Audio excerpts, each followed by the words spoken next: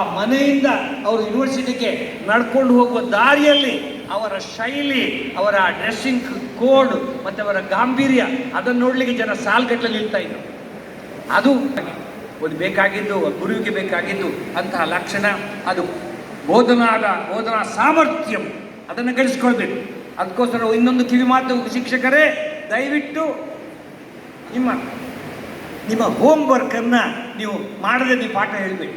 Unless you know the subject, don't teach at all. If you not, ಆದರೂ ಇನ್ನೊಂದು ಮಾತು ಹೇಳ್ತೇನೆ, if you cannot teach it is all right, but don't confuse the students. ಅದಕ್ಕೋಸ್ಕರ ನೀವು ಒಂದು homework ಮಾಡ್ಕೊಂಡು ಬರಬೇಕು, ಪಂಕ್ಚುಯಾಲಿಟಿ ಮೇಂಟೈನ್ ಮಾಡಿಕೊಳ್ಳಿ, ಒಳ್ಳೆಯ ಡ್ರೆಸ್ ಕೋಡಲ್ಲಿ ಬನ್ನಿ, ಒಳ್ಳೆಯ ಗಾಂಭೀರ್ಯದಲ್ಲಿ ಎಂಟರ್ ಆಗಿ, ಮುಖದಲ್ಲಿ ಮಂದಾಸ ಇರಲಿ, ವಾಯ್ಸ್ನಲ್ಲಿ ಘನತೆ ಇರಲಿ, ಎಲ್ಲರೂ ನಾನ್ ಇಂಟ್ರೆಸ್ಟಿಂಗ್ ಸಬ್ಜೆಕ್ಟ್ ಅಂತ ಕೂಡ ಇಂಟ್ರೆಸ್ಟ್ ಮಾಡೋ ಚಾಕಚಕ್ಯತೆ ಇರಲಿ. ಅದು ನಿಮಗೆ ನೆಕ್ಸ್ಟ್ ಬೇಕಾದಂಥ ಲಕ್ಷಣ. ಆಮೇಲೆ ಇದು ಪ್ರೇರಣಾ ಸಾಮರ್ಥ್ಯಂ ಅಂದರೆ you should be motivate the students. ಯಾವ ಹುಡುಗರು ದಡ್ಡರಲ್ಲ, ಒಂದೊಂದು ಹುಡುಗರಲ್ಲಿ ಒಂದೊಂದು ಶಕ್ತಿ ಇದೆ, ಒಂದೊಂದು ಚಾತುರ್ಯ ಇದೆ, ಅದನ್ನು ಈಚೆಗೆ ತನ್ನಿ.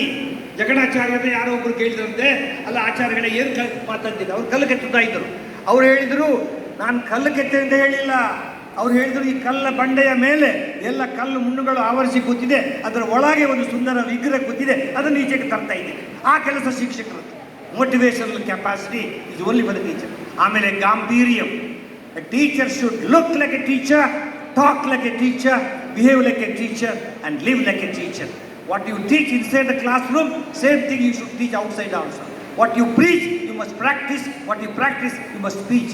ಅದು ಗಾಂಭೀರ್ಯನ ಉಳಿಸ್ಕೊಳ್ಬೇಕು. ಆಮೇಲಿಂದ ಪರೀಕ್ಷಕರಾಗಿ ಎಲ್ಲರನ್ನು ಪಾಸ್ ಮಾಡೋದು, ಎಲ್ಲರನ್ನು ಫೈಲ್ ಮಾಡೋದು